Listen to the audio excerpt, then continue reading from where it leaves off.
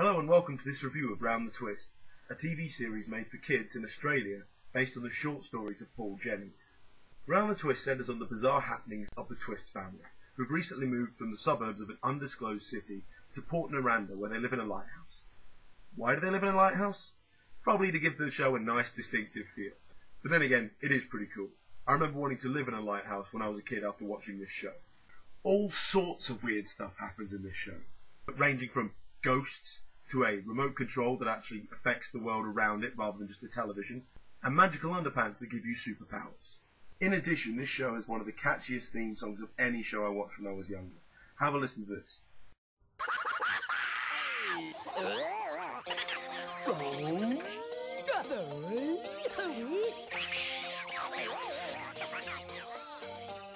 Have you ever felt like this? Have strange things happen? Are you going round a twist? Have you ever felt like this? Have strange things happen? Are you going round a twist? It was actually sung by Tamsin West, who plays Linda in the first series, which makes her the only actor to be involved in all 4 series. The Twist family consists of Pete and Linda, the teenage twins, their younger brother Bronson, and the widowed father Tony Twist, who is an artist of sorts. Given this is based on short stories, it's not really surprising that Pete and Linda fill the roles of any teenage protagonist, whereas Bronson tends to be the naive kid. Tony Twist doesn't really have a lot going on for him, but he's there all the time in the background, providing a structure for the family.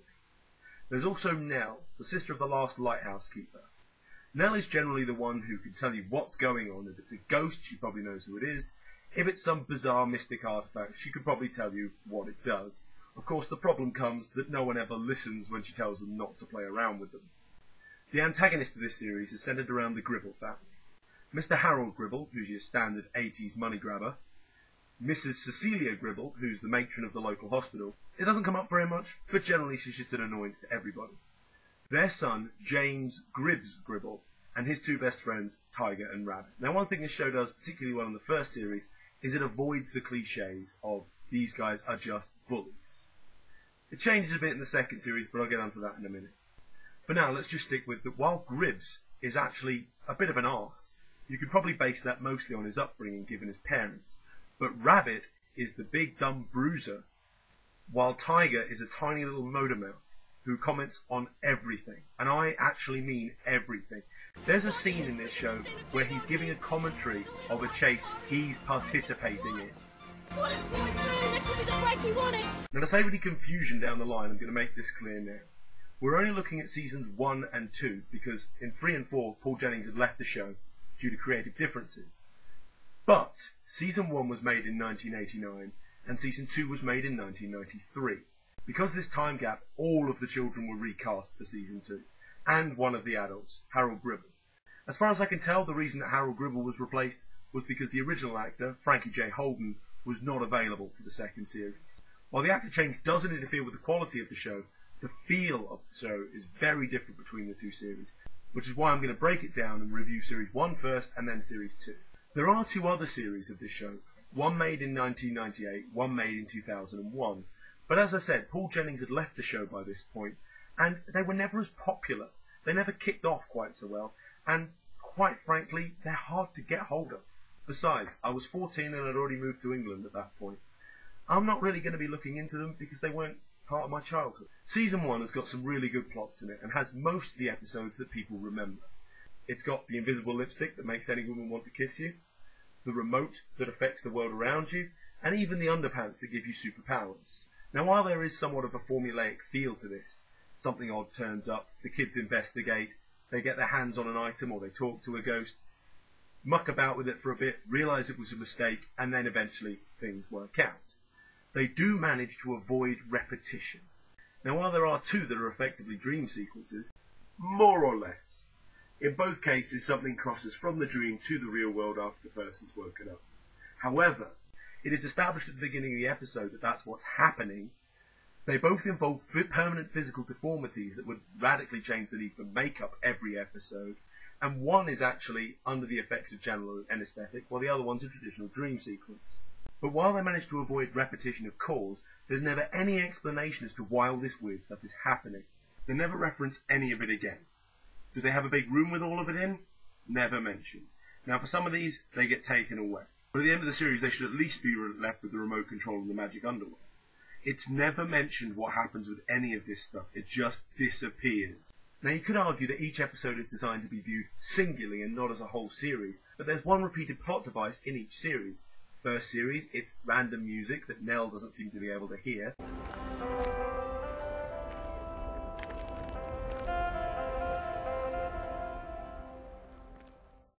In the second series, it's a pair of ghosts that are invisible to everyone but the viewer. The other big problem with the plot is that the kids are morons a lot of the time. I remember thinking this even when I was a child watching this. For example, in the episode with the remote that I mentioned, there's a scene where all three of the Twists are walking through the schoolyard after losing the remote to Gribbs. And they're talking about how they don't really think that Gribbs is going to bring it to school. Surely he wouldn't be that stupid.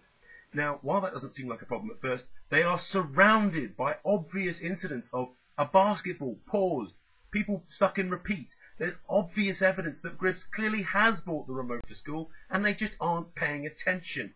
Worst of all, in the episode with the magical lipstick, having already failed to get the girl he wants to kiss him, and accidentally having her mother kiss him, Pete Twist puts on the lipstick in school, in the classroom in which his twin sister is. Then again, while the acting in this series is pretty good, apart from the first episode, but you can forgive that, there is some very odd choices in direction, especially involving Pete and Linda. Now, I have a little sister, but we were never this close, and I'm kind of glad of that fact. I mean, seriously, am I the only one seeing this? And there's a couple of times when you think that Bronson must have been dropped on his head as a kid. Now, while this happens a few times in the first series with Linda and Pete, it doesn't happen in the second. So I'm going to chalk it up to Sam Vandenberg and Tamsin West being a little interested in each other and not being able to act their way from it. That's my story and I'm sticking to it. One of the other really odd things with Season 1 is some of the prop choices they make. I mean, I can sort of understand the magical underwear being that sort of strange multicoloured vomit pattern, because you want it to be recognisable at the climax of the episode. But, have you ever seen a remote, even in the 80s, that had less than 10 buttons? All marked with words rather than any symbols. And this square thing is supposed to be an egg. An egg laid by an actual creature. Ouch! I mean, it's a dragon, but seriously, there's a reason eggs are the shape they are. All in all, the first series is pretty damn good. And as I said before, even the antagonists are done pretty well. Harold Gribble even has a running storyline where he's showing around every rich foreigner stereotype you can think of, trying to encourage people to give him the money to buy the lighthouse. Not that the Twist family is going to sell. Although, the best part is, throughout the entire series, he wants to buy the lighthouse and doesn't want to destroy it. There's a wonderful moment in the last episode, that I'm not going to spoil for you in case you want to watch it, where his entire personality forces him to go from antagonist to protagonist and helping out the Twists. Probably the most stereotypical of the antagonists in the first series is Gribbs. But to be fair, by the looks of it, he was kind of the coolest kid in school, and now the new guys, City Slickers, have come along, he's bumped out of it, and his parents are dicks. Maybe it's just me, but in a couple of scenes, he really seems like he could go psychotic. I mean, look at this. That is a kid who is getting ready to kill you for what you've got. By comparison, Rabbit is a very sympathetic character. You really get the feeling that he knows his own limitations, and you actually feel really sorry for him, especially in this scene, where he's lamenting the death of his best friend, his pet frog. On the other hand, Tiger is always entertaining. He's that entrepreneuring guy that everybody knew in school, who always had some scheme for making a bit of money. A frog race, a food eating competition, whatever, he's the guy to go to. So that brings us on to Season 2. The biggest problem with this, the entire feel changes. All that characterization we had in the first part, gone. Most evident in this is the bullies. Instead of being the popular kid who's lost his spot, the big dumb bruiser who's just along for the ride, and the short guy who's just mouth almighty all the time, you end up with three guys who are generic bullies. Tiger and Rabbit completely switch body types. Rabbit is now the little guy, whereas Tiger is the big guy. They keep the rest of their personality traits, but unfortunately, a small guy who's not too bright doesn't really have anything else to say to his character. And Tiger goes from being rather entertaining and understandable to really rather creepy. In the scene I was talking about before, where Tiger's commenting a chase, it still comes off as rather amusing, because you've got a little guy chasing another little guy, talking about it the whole way through. When Tiger does this in the second series, it's just creepy. It's intimidating. There's no charm to this character whatsoever. They are just out to be generic bullies, and that sucks. There's also a really strong, in-your-face environmentalism feeling to this. About half of the episodes have some kind of environmental message. Now that's fine, but it even changes the character of Harold Gribble. He goes from just being a guy out to make a buck from buying the land and maybe doing it up a bit, opening a casino or a water park or whatever, into someone who will do absolutely anything for money. He'll dam a river just so he can make a water park there. He'll have the city dump its waste on the beach just so he can make more money. And will even try and chop down a rainforest to make a casino. Why? Bear in mind that Harold Gribble is running for the Australian Senate in this series. Him doing all this stuff makes no sense. Why is he doing this? Simply so that we can have the environmental message. Worst of all in this series. Worst of all. Instead of being the proactive characters they were in the first series, the twists are now more or less just reacting to weird stuff going on with other people. They don't have any input at all. There's even an episode with a machine that can make you older or younger. Not one of the main characters uses this device. Not once in the whole episode. An even worse example is a magic earring starts attracting rubbish to the wearer. Why? No explanation. In the first series they always had an explanation. It wasn't necessarily a good explanation. For example, the remote gets electrocuted by a lightning strike, the underwear gets put in a microwave, and the magic lipstick is given to Pete by a fortune teller at a carnival.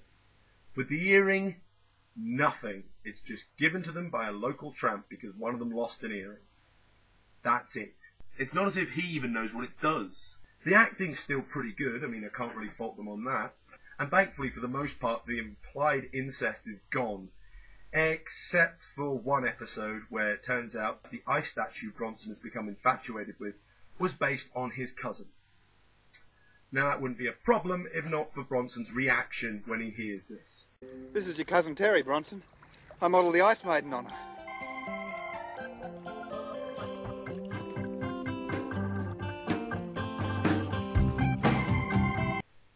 Yeah. They've got rid of the prop issue as well, but that's not really surprising given they only had to make 3 or 4 things for the whole series. Continuity issue still exists. They never talk about anything that they've used. There's even an episode where Pete is locked in a toilet and scared by a ghost. Absolutely petrified by a ghost. Bear in mind that by this point in the series, Pete has seen in excess of 10 ghosts. Now, to be fair, this is the first one trying to actively scare him, but if it was me, I think my reaction would be, oh look, another ghost, not, ah, ghost! Worst of all, at the end of this episode, the ghost in question is given a job in a lighthouse, implied that it's the Twist's lighthouse. Is he mentioned again? No. Even the finale has nothing to do with the Twist family. It's the resolution of the 2 ghosts I mentioned earlier. It's their story. It's got nothing to do with the Twists at all. Every action they take in that episode is down to the fact that one or more of them is possessed. That's it. So, conclusion time. How does this show measure up 20 years after it was first released? Does it still hold water? Well, yeah. Season 1 of this show is fantastic, and you should definitely try and have a look at it if you've never seen it before. There are some problems, but they're not that big. Season 2 isn't something I'd recommend, though. Unless you are a die-hard fan of this show, don't bother. Yes, some of the storylines are still good, but the problems are insane. It's a completely different show from the first series. Thanks for watching, and tune in next week when I'll be reviewing the classic tale of a family of children evacuated from London during the Blitz. No, not that one. This one. See you next week. Have you ever